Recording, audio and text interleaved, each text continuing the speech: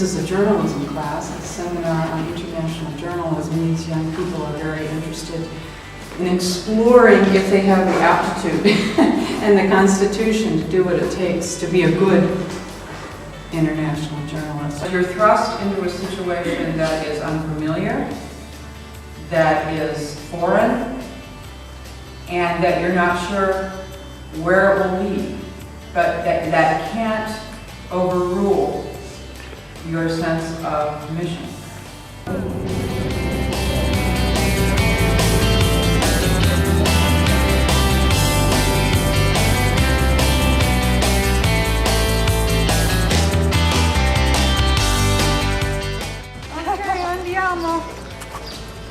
When Francis died, he said this is where he wanted to be buried, with the lepers and the murderers and the thieves. So they honored his wish, but of course then they transformed it. It was called the Colus Inferno, which is the Hill of Hell.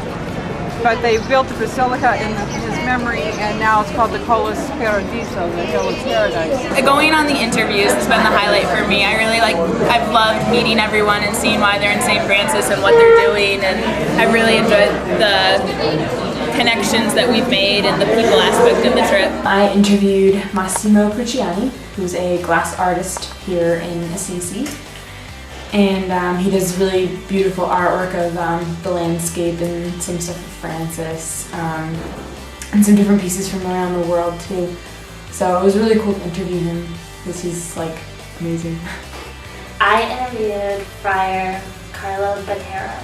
He is the head librarian at the Biblioteca nel Sacro Convento, that is the convent that's attached to the Basilica, which honors the remains of St. Francis of Assisi.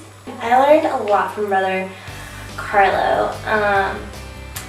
He was very excited about the manuscripts that are housed in the library. A lot of them are ancient texts, that some of them even are copies of the writings from St. Francis himself. I interviewed Fabrizio, and he is a local merchant that works at La Bottega dei Sapori. He has a slow food policy instead of fast food.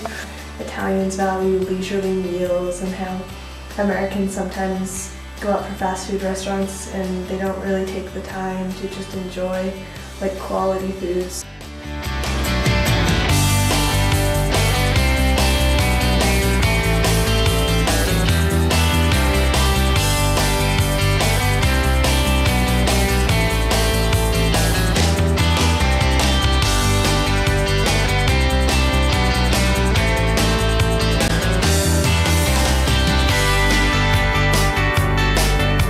Running the hills has been incredible because you have this incredible scenery. It's been really beautiful.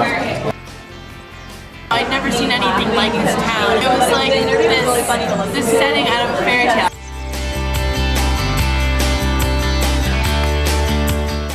Per cui sono tante persone che stanno a pregare. He said that all the people are covered in prayer.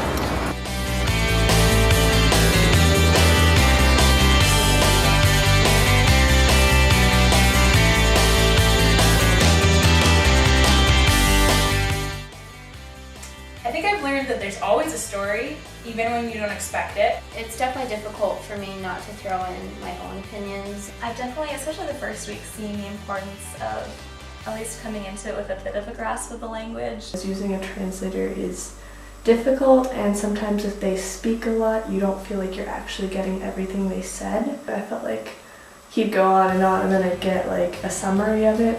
It's kind of a helpless feeling not to be able to even talk to a shop owner if you just want to buy a souvenir. I've learned that you just kind of have to go with the flow. You need to be very well prepared as a journalist. Always be prepared. I think every connection that you make is a good connection.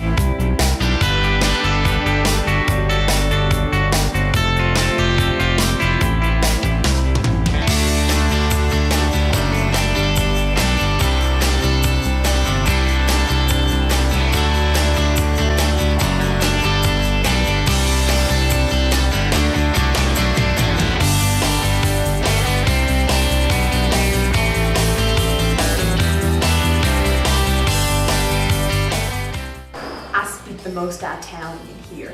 Buongiorno! Mi chiamo Chiara. You got one? Una carta geográfica. What does that mean? A map. Prego. And I've learned nothing at all. Wait, I learned Bella. It's a beautiful girl, right? We learned it from the town drunk last night. Arrivederci.